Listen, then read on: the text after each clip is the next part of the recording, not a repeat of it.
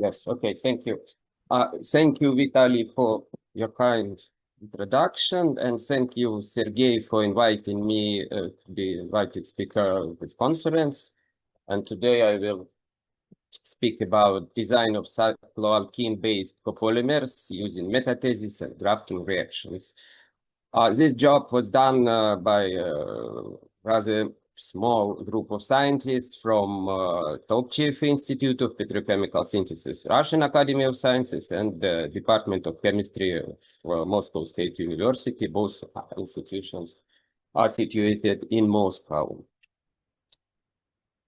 Just to remind the wide audience what are metathesis polymers. In fact, many cyclic monomers that contain CC double bond can be effectively polymerized on grabs or another ruthenium initiators to obtain different polymers. Here I depicted polynobonin, polyoctanomer, polydicyclopentadiene, and also cyclic olefin polymers, just to show that they're very different. And the reaction that makes polymerization is called ring opening metathesis polymerization. Oops, sorry. And it requires a good initiator, and just for the development of these reactions, Nobel Prize was done in the beginning of this century. To three scientists, most famous of which are Robert Grubbs, because he gave his name to these three most famous initiators. And the application of metathesis polymers are very wide, spanning from protection to additives for obtaining polyolefins, and also for different medical devices. And this is a well commercialized area. And I think here new science, of course, is possible, but you need to combine something to obtain really new. And combination is, of course, obtaining copolymers. If we try to obtain copolymers, we immediately encounter with problems, because, for example, if we take nobonin and try to copolymerize this with cyclopentene, we will obtain a polymer of nobonin with some inclusions of pentene units, but most of pentene will be in the form of monomer because of very low driving force for polymerization. If we take nobonin and try to copolymerize it with cyclooctene, we obtain two homopolymers because the rates of polymerization are very different. And if we take nobonin with cyclododecene, we obtain a lot of dodecene cycles because this polymer is prone to form cycles. And all these problems are due to the difference in the strain energy of polymerization, because nobonin ring is very strained ring, and when it opens, it immediately and very fast polymerize. And normally you need to put this reaction in ice, otherwise reactor will be heated and you will get cross-linked polymer. Of course, there are some means to copolymerize. First is to use very sophisticated catalysts. A lot of people inspired by the example of Bob Grubbs and still trying to invent some new metathesis catalysts, but I think only one Nobel Prize can be given for that. And more interesting maybe means is to try some controlled monomer addition. When you polymerize one macromonomer by one, for example, nobonin, then something else, and then maybe functionalized nobonin, And it is okay, it is a well-controlled process, but it requires a lot of stages. So if you need, for example, to get multi-block, the number of stages will be equal, at least not less than the number of blocks. Okay, and then another way is the way that we were pursuing for the recent years is just to get rid of the cycles first, because cycles have very different strain energy, and if you open cycles, so you perform polymerization with monomers that you want to see in the copolymer, but separately. So you obtain two homopolymers, and then you engage this homopolymers into cross reaction, which is macromolecular cross metathesis, and you obtain multi-block statistical copolymer, and the longer they react, the shorter are the blocks. And of course, you can copolymerize nobanine with any cycle that is willing to polymerize. There's a pentene, also dodecine, and others. And then your copolymer still has some double bonds that can be modified, further modified by hydrogenation, cross-linking, or what you want, whatever you want. But all these comonomers are hydrophobic, and this is not good for certain applications because, of course, you can use polynobanine to collect spilled oil or something like that, but sometimes you need to think about application in aqueous solutions and maybe in the body, because polymer is very good. So you need to somehow hydrophilize these monomers. And we are working mostly with cycloalkene, which has moderate strain energy, but maybe it's little bit easy to modify. And you can see that if you try to put some groups, oxygen or hydroxyl or maybe acetate or brome, and then to obtain polymers, now the polymer is really hydrophilic. The most hydrophilic is a polymer with hydroxyl ligand, and its water contact angle is 77 degrees, which is really far from being hydrophilic. It cannot be dissolved in water. It's nothing. And the idea was to attach something more interesting to the backbone to obtain really water-soluble or at least dispersible polymer. So it's normal task to obtain brush, to obtain graft polymers, but with this specific metathesis monomer, which still has double bond in the backbone, and it's very maybe a little bit specific in properties. And you know, there are three ways to obtain grafted polymers: grafting through, grafting onto, and grafting from. We will not speak about grafting from because we will speak about pegylation, and in that case, monomer is a little bit specific. We will speak about grafting through and grafting onto. Grafting through means that you first modify monomer with pendant and then try to polymerize it. And then it's usually more or less easily modifiable, but then you have no control over molar mass of the polymer because you try to polymerize a very, very bulky monomer. And another way is grafting onto, which means that you first polymerize and then try to modify. And here you have no problems with molar mass, but you have a problem with normally with yield of grafting degree, because it's not easy to control grafting degree if you deal with polymer with macromolecular reactions. And so we tried both these ways, first of which is grafting through. So we started to modify polycyclooctene with to polycyclooctene with OH or maybe O-tazil or O-mesyl.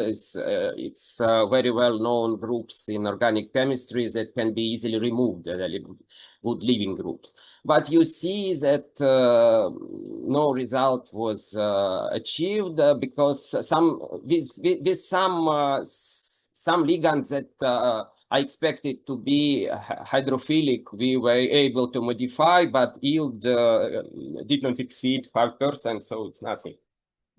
The problem is that it resists. Polycyclooctene resists hydrophilization.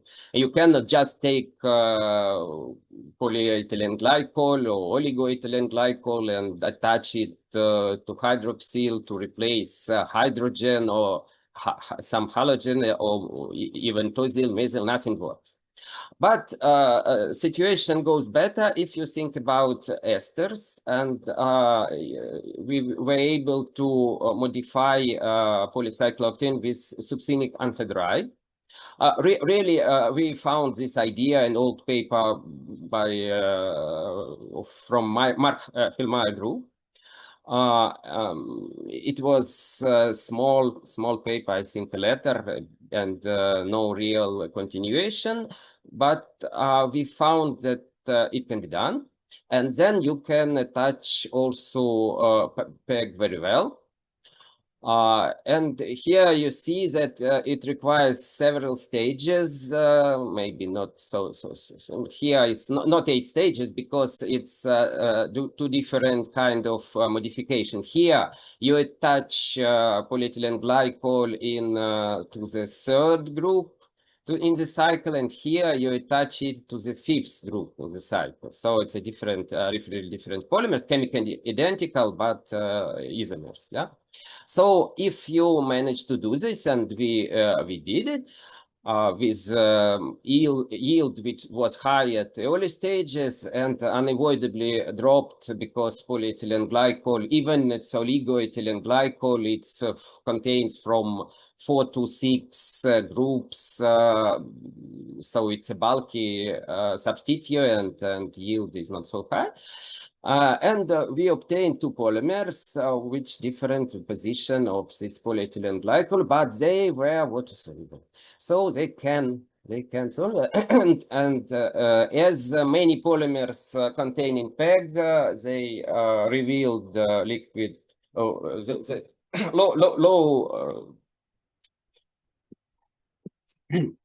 LCST solution temperature at about 40 degrees. When you heat them, normally the solubility of PEG in water drops with temperature, and your transparent solution, when heated about 40 degrees, it becomes bad.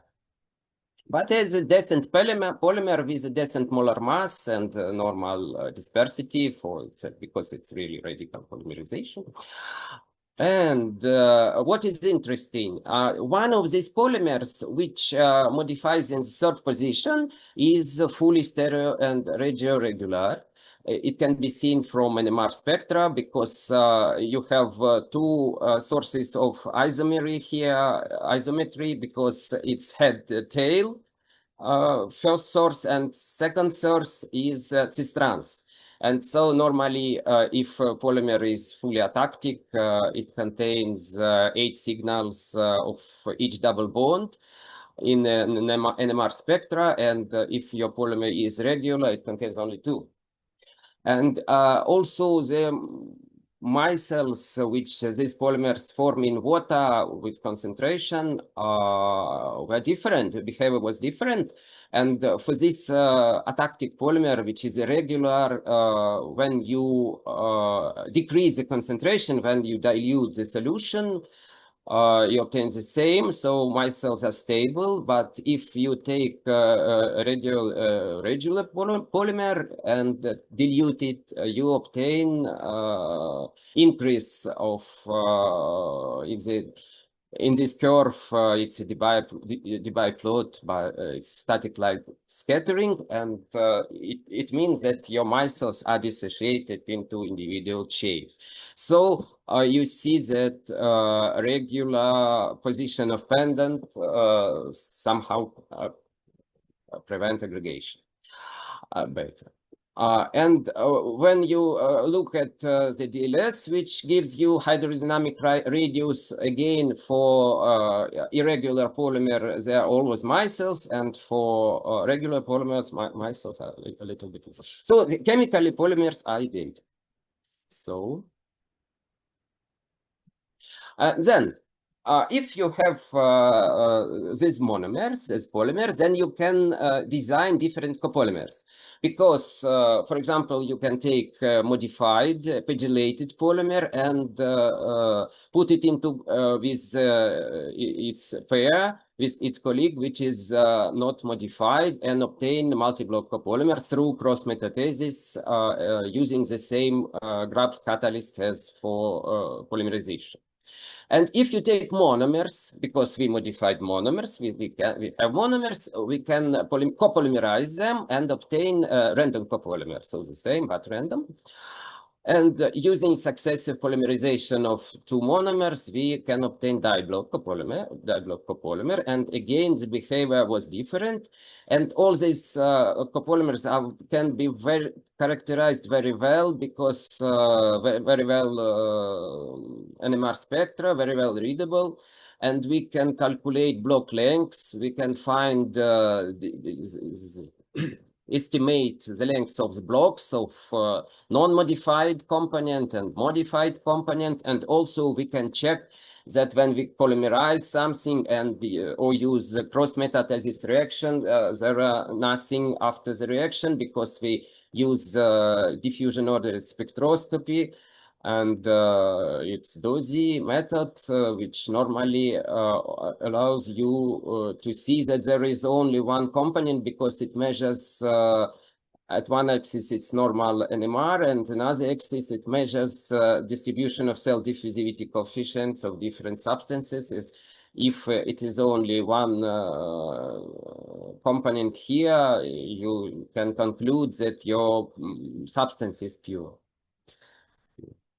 And here we see this, again, light scattering, and this modified homopolymer can be dissolved in both chloroform and ethyl acetate into individual chains.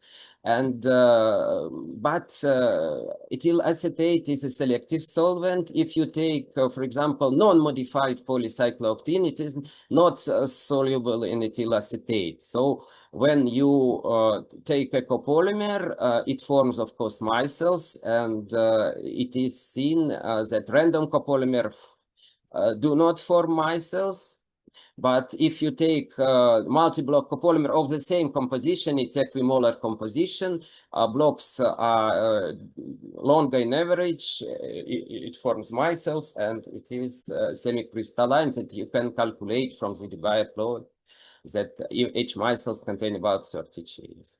And here there are hydrophilic properties. Really, it's a contact angle, and you can see that some our polymers were soluble, and some have really low contact angle after pegylation. So now I will speak about the second way to modify to pegylate polycyclooctene. It's grafting on top. It's even more interesting because, of course, nobody wants to polymerize bulky monomers. And if you can polymerize something not bulky and then attach polyethylene glycol, it will be perfect. And the problem how to control the degree of grafting. And again, we tried to attach polyethylene glycol to polycyclooctane, and we failed because instead of replacing tosyl group, we found in the product polymers with more double bonds. So it tears off oxygen and with one hydrogen, and a new double bond appears here. It is not so interesting. Maybe it's interesting for hydrogenation, it's subsequent, but not for our purposes. Again, we find in the old literature that group of Ken Wagner, again, so 15 years ago, was able to obtain such monomer by using not hydroxyl group, but hydroxyl group with the methylene bridge. And using methylene bridge can prevent tearing it off during pegylation. And this was perfect. We developed the technique for the polymer and obtain, again, we can use such monomer to polymerize it or to copolymerize through cross metathesis or directly to polymerize through romp, to obtain either random copolymer or multi-block copolymer. And then in this multi-block copolymer, we can pegylate it by using special conditions. And we found that using THF as solvent and potassium tetrabutoxide,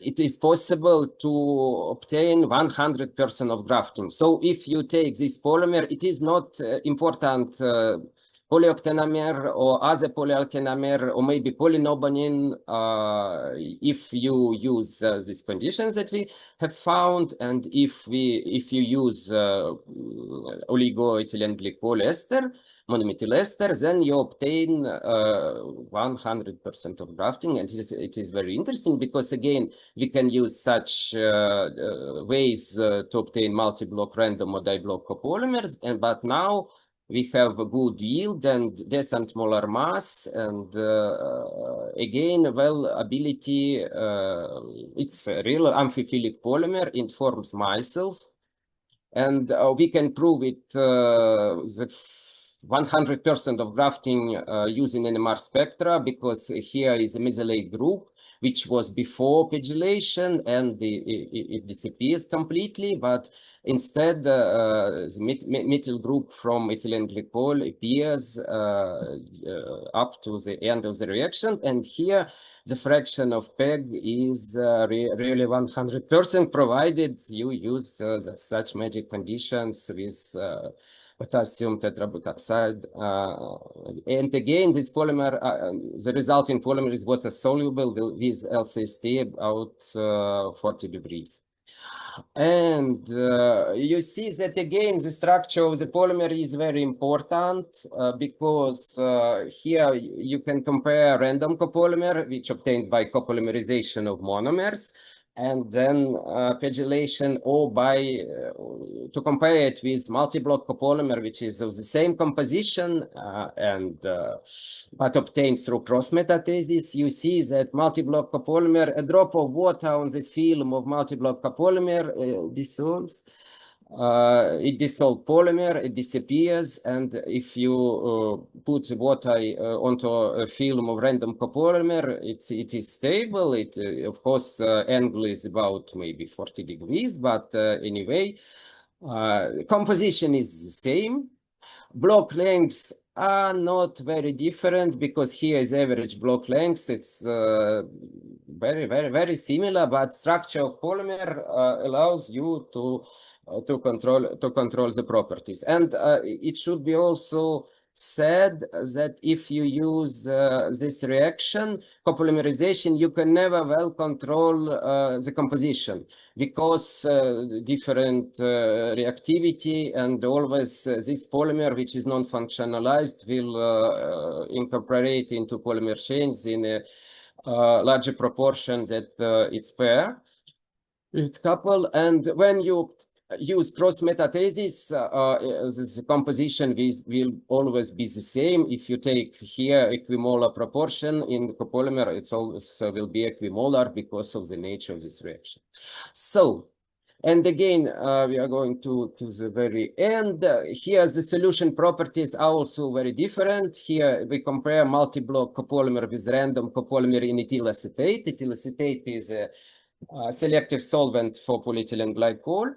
And here you see that different critical micelle concentration, two times different, while the composition and even block lengths are very similar. And what is interesting, this polymer can form micelles even in THF. In THF, we should have inverse micelles because in THF, polyethylene backbone is soluble better than pendants. So if in water and ethyl acetate, you should have micelles with backbone in the core and pendants in the corona. In THF and also in chloroform, core will be formed, is expected to be formed by pendants, and the backbone should form some loops and form effectively corona. And now our task is to visualize these micelles and to look through some kind of microscopy and to verify if this is all just the case. And again, we used dosy method to control the purity. Here you see that very different. Here's dose for PEG. Here is dosy for PEG pegylated polymer. It's very pure. We use dialysis to purify. And for example, if you compare with to mixture, you have two spots, so two entities that have different diffusivities. And here you have block copolymer. Block copolymer is also one something that can diffuse with only one coefficient. And going to the conclusions, we synthesize several new homopolymers and copolymers by grafting through and grafting onto methods. We pegylated polycyclooctane, and we attained 100% for not only for really for polycyclooctane, we also tried to do this for polynovonin, and it works. Approach works in the presence of potassium terbutoxide in THF, and we obtained the polymers with very, very different architecture, and we show the capability of new polymers to methylation in aqueous and different organic media, and measured critical micelle concentration in water and chloroform. Thank you for your attention.